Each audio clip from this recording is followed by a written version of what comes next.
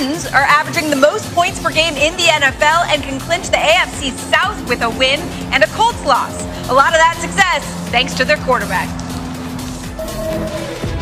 Let's go, dominate on 3. 1, 2, 3. Dominate. You don't want 2-1? Hey, don't be surprised. I got that juice. You don't want that smoke. Hey, all I see is Knee lift. Let's see that speed. Ryan Tannehill. Yeah, let's see that speed. Get it. What's up?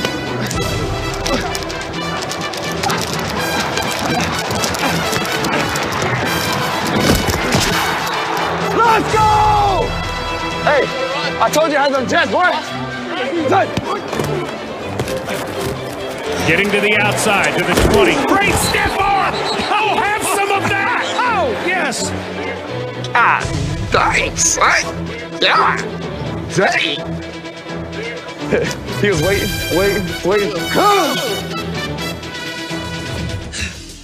You know, everyone talks about Aaron Rodgers as one of the leading candidates for MVP, and obviously he's had a great season. But in recent weeks, Ryan Tannehill has played just as well. They're both 4-1 over their last 5. And while Rodgers has more touchdown passes, Tannehill has a higher QBR since week 11. So, Teddy, if you're on defense preparing for either one of these teams, which offense would you rather play against?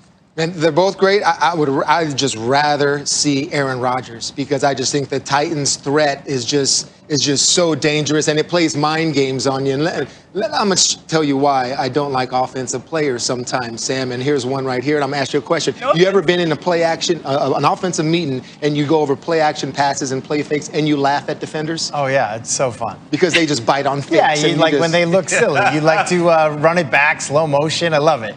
And this is what we go through for the play fake. So let me show you in a way that Matt would understand about play action passes right here. You see this emoji, that wink emoji? That's where the ball will be caught. If the Steelers linebacker Spillane just stays there, he would have got an interception. But you know who that is. That's Derrick Henry. He got to come up. And you hear the laughter in meetings. It's like, man, why are they doing this to me? They laugh at you. And there's an LOL emoji right there. All right, watch this linebacker right here. I got to come up. If I would have stayed right there, and yes, the laughter, you hear it, that type of stuff. And if I'm a DB, if I'm a defensive back, why in the world would I jump on play action pass like Marcus Peters does right here? I'll tell you why he jumps on play action pass. This is why. He sees it in his nightmares. He sees it in his dreams. So boom, step it up, and that's all you need. One step.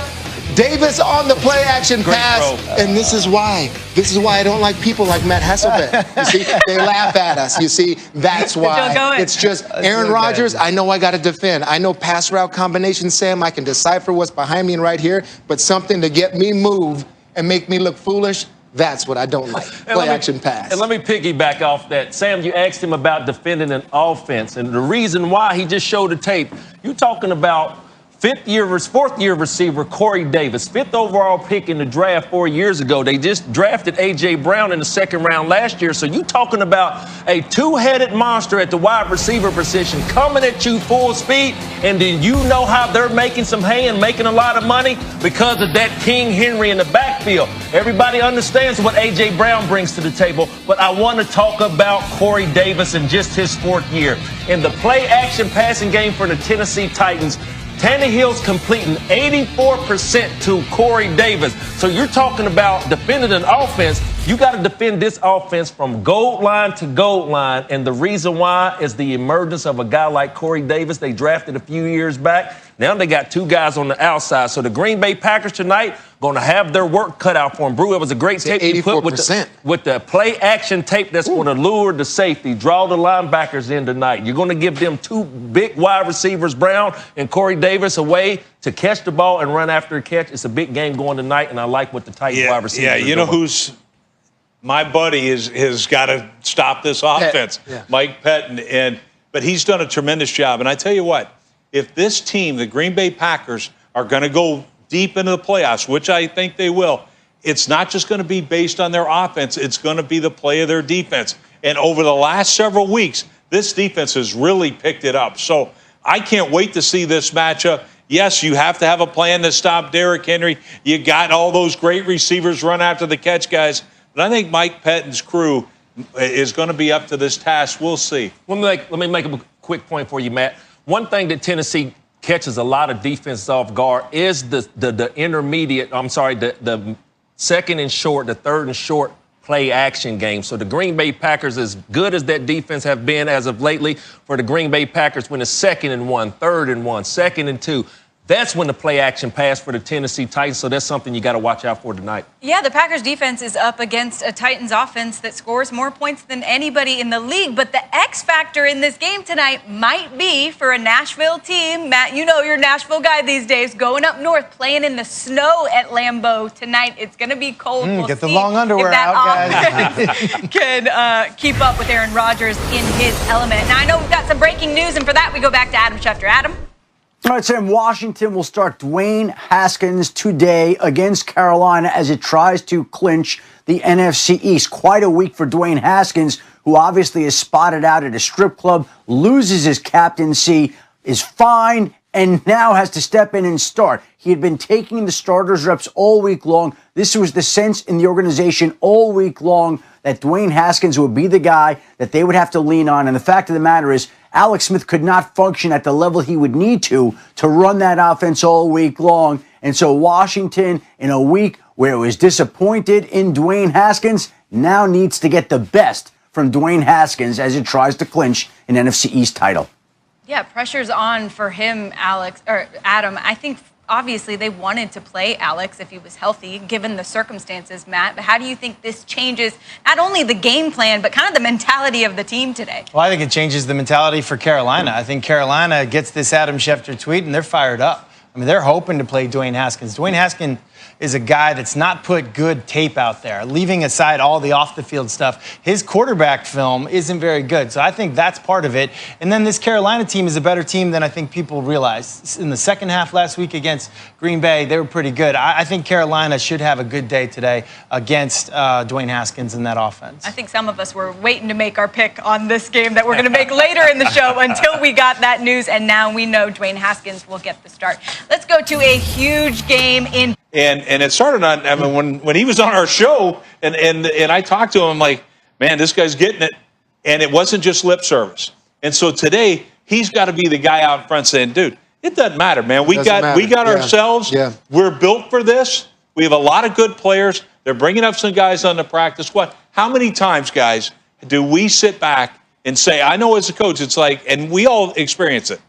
Every single person in this room is going to play a role in us being successful. And we say it from jump. Yeah. Every practice squad player and all that. And it always has to happen. Now, is it weird that it's happening right now and the way it is? Absolutely. But this team, don't flinch, Baker. Get it done. Put it on your shoulders and get it done. Yeah, but I think they don't have to change much. That's like the irony of this whole thing. It's mental toughness. It's, Baker. Yes, it's all that. But this offense is already built and set up for them to play a football game just this way. The wide receiver thing, losing all four guys, it's unheard of. But it's okay with this two-headed monster. And Kevin Stefanski, if you've ever had the opportunity to listen to him mic'd up coaching a game, it is a treat. It is fun. He sits there. You can hear people like calling pass plays. No, I want to run it. No, I want to run it. Commit to the run. I want to take their will. This is actually what he wants to do. I think in a weird way, there's some people in this Browns organization that are kind of fired up for this. Like the running backs coach Stump Mitchell, I know he's fired up for this. The O-line, they're fired up for this. The tight ends coach, they're fired up. I think Kevin Stefanski is like, you know what? This will be a fun game. Well, you as a quarterback got to know you may have to line up some of these receivers, like literally tell them where to go because they don't know what to do. And listen, as a quarterback, people don't realize this. When you study your game plan, you spend, I'm talking, more time on the run game rules and the run game checks than you do on the pass game stuff. The pass stuff's easy, but Baker Mayfield at the line of scrimmage, because the other team's going to know you're running the ball. Your audibles at the line of scrimmage, all this stuff, you hear it now with no crowd, kill, alert, can, like all that kind of stuff. It's on Baker. Like whether these runs work or not, it's going to be on Baker and Stefanski, how they sort of scheme it up. I'm excited to watch it. This is, ironically, like like this is a game you shouldn't want to watch. This is a game I'd love to watch. Yeah. Randy, I'm actually curious, not that you have a whole lot of experience on a practice squad, but for these practice squad receivers that have gotten pulled up, what do you think this is like for them? Like, what's a normal week like for a practice squad receiver that's different if you're going to be active? Well, the thing that a lot of the football fans need to understand, what a practice squad player, Wednesday, Thursday, and Friday are their best days. That's the days that they get paid. The guys on the 53-man roster, they get paid on Sunday. So less than 24 hours when the coach comes in and start calling guys from the practice squad, hey, you're up this week, you're up this week, you're up this week. And then you heard Mort talking about their walkthrough this morning. The Cleveland Browns cannot go into a game like this where they think that this game is going to favor them. They cannot stick their toe in the water. They have to be able to dive in. And, Matt, there's a name that you kept naming, Stefanski. You think about what type of job Coach Stefanski has done this year. You think how they started out. You think about after the injury to OBJ, what the club and what the team looked like. Now you're sitting